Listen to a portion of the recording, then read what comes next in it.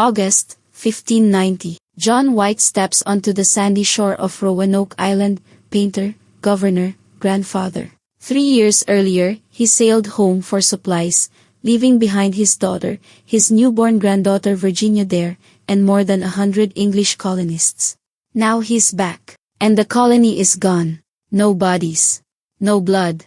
No sign of a fight. Just one word carved into a wooden post, Croatoan. This is the story of the Lost Colony of Roanoke, America's oldest unsolved mystery, and what 4 centuries of digging have actually found. It started in 1584, when English ships first reached these shores and met the local Secatan people peacefully. Trade happened.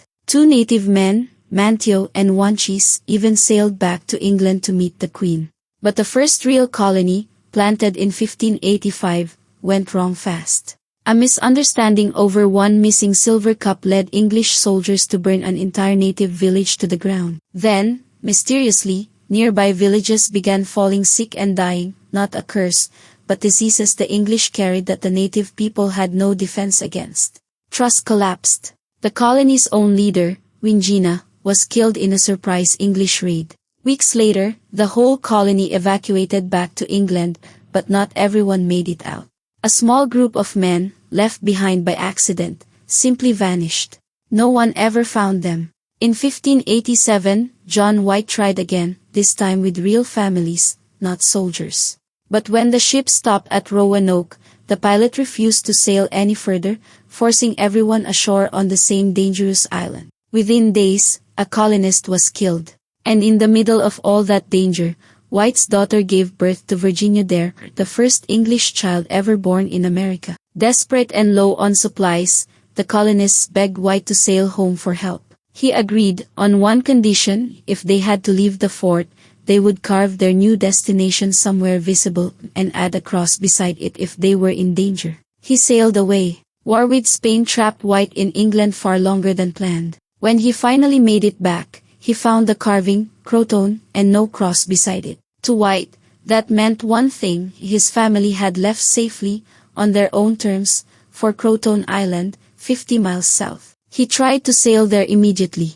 A storm stopped him. He never got another chance, and he died without ever learning what happened to his family. For centuries, that's where the story stopped. Then, in 2012, researchers discovered something hidden under a small patch on White's own hand-drawn map, a fort symbol, 50 miles inland from Roanoke.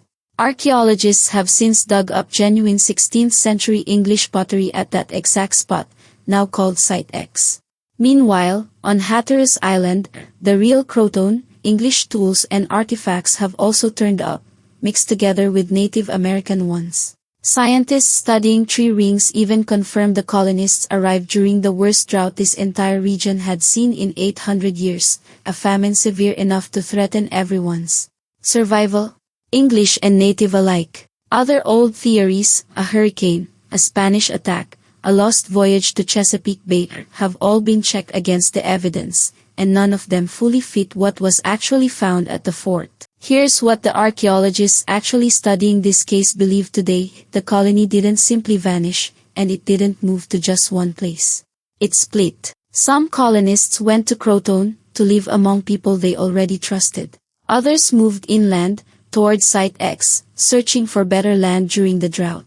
It's not a ghost story, and it's not aliens, it's a group of desperate people making the same practical choice families have made throughout history, scattering to survive. Nearly 2 decades of DNA testing on modern North Carolina families has looked for proof of this, and honestly, still hasn't found a confirmed match. John White never found out what happened to his family. But right now, people are still digging in North Carolina, still testing, still looking for the one piece of proof that finally closes the case. Until they find it, Roanoke remains exactly what it's always been: not America's spookiest story,